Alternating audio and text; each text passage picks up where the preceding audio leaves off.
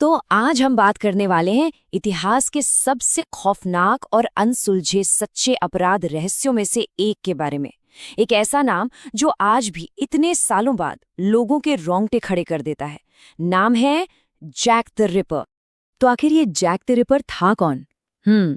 ये एक ऐसा सवाल है जिसने 100 साल से भी ज्यादा वक्त से दुनिया भर के जासूसों, इतिहासकारों और सच कहूं तो हम जैसे क्राइम में दिलचस्पी रखने वालों को भी उलझा रखा है। एक ऐसा कातिल जिसकी पहचान आज तक एक गहरा, बहुत गहरा राज बनी हुई है। चलिए, इसके लिए हमें समय में थोड़ा पीछे चलना होगा। साल था 1888। सोचिए जरा, लंदन की धुंध से भरी गैस लाइट से टिमटिमाती गलियां, जहां एक साया घूम रहा था। एक ऐसा खौफ जिसने उस वक्त के सबसे बड़े शहर के दिल में दहशत भर दी थी। देखिए, इस कातिल को समझने के लिए पहले हमें उसके दुनिया को समझना होगा। तो चलिए हम उतरते हैं विक्टोरियन लंदन के सबसे अंधेरे और बदनाम हिस्से में, व्हाइट चैपल की गलियों में। ये कोई ऐसी वैसी जगह नहीं थी। यहाँ करीब 80,000 लोग बेहद तंग, गंदी बस्तियों में जैसे तैसे गुजारा कर रहे थे। गरीबी इतनी ज्यादा थी कि लोगों के पास सिर्फ 2 ही रास्ते बचते थे, या तो भूख से मर जाएं या फिर जुर्म का रास्ता अपना ले। ये एक ऐसी दुनिया थी जहां हर दिन बस जिंदा रहने की एक जंग थी। और इसी लाचारी का नतीजा था कि अंदाजा लगाया जाता है करीब 1200 औरतें वेश्यावृत्ति करने पर मजबूर थीं, जो 60 से भी ज्यादा वेश्यालयों में काम करती थीं। गरीबी और हिंसा, ये तो वहां की रोजमर्रा की जिंदगी का एक आम हिस्सा था, और यही माहौल अपराधियों के लिए से एक परफेक्ट शिकारगाह बना देता था। और उस जगह की भयानक सच्चाई इस एक नंबर में छिपी है। ईस्ट एंड के व्हाइट चैपल जैसे इलाकों में पैदा होने वाले 55% बच्चे 5 साल के होने से पहले ही दम तोड़ देते थे। ये सिर्फ एक आंकड़ा नहीं है, ये उस दौर की नाउम्मीदी की कहानी कहता है। एक ऐसी दुनिया जहां जिंदगी की कोई कीमत ही नहीं थी। और इसी निराशा और अंधेरे के बीच 1888 की पतझड़ में डर अपने चरम पर पहुंच गया। ये वो दौर था जब रिपर के हमले एक के बाद एक होने लगे। इतिहास में इस दौर को आतंक की पतझड़ या द ऑटम ऑफ टेरर के नाम से जाना जाता है। सिर्फ 10 हफ्तों के अंदर 5 महिलाओं का बड़ी बेरहमी से कत्ल कर दिया गया। इन्हें ही कैनोनिकल 5 यानी प्रामाणिक 5 पीड़ित माना जाता है, क्योंकि इनके कत्ल का तरीका लगभग एक जैसा था। एक के बाद एक होती इन हत्याओं ने पूरे लंदन में दहशत फैला दी थी। तो सवाल ये उठता है कि एक्सपर्ट्स ऐसा क्यों मानते हैं कि ये 5 हत्याएं एक ही आदमी ने की थी? इसका जवाब छिपा है उसके काम करने के तरीके में, जिसे क्राइम की भाषा में मोडस ऑपरेंडी कहते हैं। कातिल का एक सिग्नेचर स्टाइल था।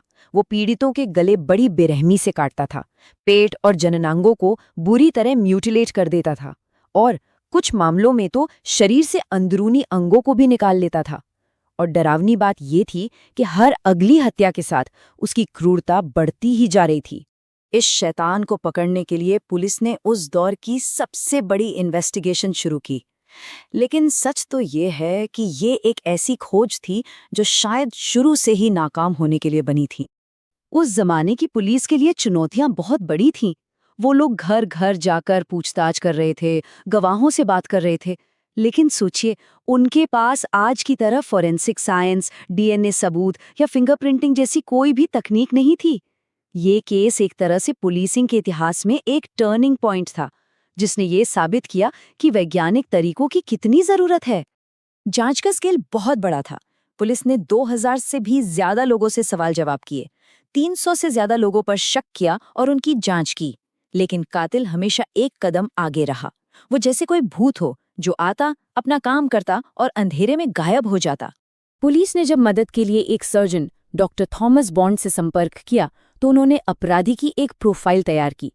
ये शायद इतिहास में ऑफेंडर प्रोफाइलिंग का सबसे शुरुआती उदाहरण था। उन्होंने अंदाजा लगाया कि कातिल अकेला रहने वाला, समाज से कटा हुआ और मानसिक तौर पर बीमार इंसान हो सकता है। ये केस सिर्फ एक क्राइम इन्वेस्टिगेशन नहीं था। नहीं, ये उससे कहीं ज्यादा था। ये इतिहास का पहला ऐसा मामला बना जिसने दुनिया भर के मीडिया में एक सनसनी पैदा कर दी और एक अनजान कातिल को एक खौफनाक किंवदंती बना दिया। तो ऐसा हुआ कैसे? खैर, इसके 3 बड़े कारण थे। पहला, साक्षरता बढ़ रही थी, मतलब ज्यादा लोग अब पढ़ सकते थे। दूसरा, अखबार बहुत सस्ते हो गए थे तो हर कोई उन्हें खरीद सकता था। और तीसरा और सबसे जरूरी, सनसनीखेज खबरें। इन सब चीजों ने मिलकर रिपर की कहानी को विक्टोरियन समाज में आग की तरह फैला दिया। और फिर आया वो खत, एक खत जिसने इस कातिल को हमेशा के लिए उसका वो बदनाम नाम दे दिया। एक न्यूज एजेंसी को भेजे गए इस डियर बॉस लेटर में लिखने वाले ने पहली बार खुद को जैक द रिपर कहा था। लेकिन कहानी में एक बड़ा ट्विस्ट है। ज्यादातर सीनियर पुलिस अधिकारियों का मानना था कि ये खत असली कातिल का था ही नहीं, बल्कि इसे किसी पत्रकार ने लिखा था, सिर्फ इसलिए ताकि ये कहानी चलती रहे, लोगों की दिलचस्पी बनी रहे और उनके अखबारों की बिक्री बढ़ती रहे। सोचिए जरा, इतिहास में न जाने कितने अनसुलझे अपराध हुए हैं ना, फिर भी ये एक केस, जैक द रिपर का मामला, आज भी हमारी सोच, हमारी कहानियों पर इतनी गहरी छाप क्यों छोड़े हुए हैं? असल में इसका जवाब कई चीजों के एक परफेक्ट स्टॉर्म में छिपा है। पहला, ये अब तक का सबसे बड़ा अनसुलझा रहस्य है। दूसरा, इसने मीडिया के जुनून की शुरुआत की। तीसरा, इसने विक्टोरियन समाज के उस स्याह सच को सामने ला दिया जिसे सब अनदेखा कर रहे थे। और हाँ, वो खौफनाक नाम जो शायद एक पत्रकार की ही देन था। तो आखिर में हमारे पास बस एक सवाल बचता है, क्या जैक द रिपर वाकई एक इंसान था, या वो बस एक मिथक है जिसे मीडिया ने बनाया, या फिर वो उस समाज का ही एक आईना था जिसके अंधेरे से वो खुद पैदा हुआ था? इसका जवाब शायद हमेशा इतिहास की धुंध में ही कहीं खोया रहेगा।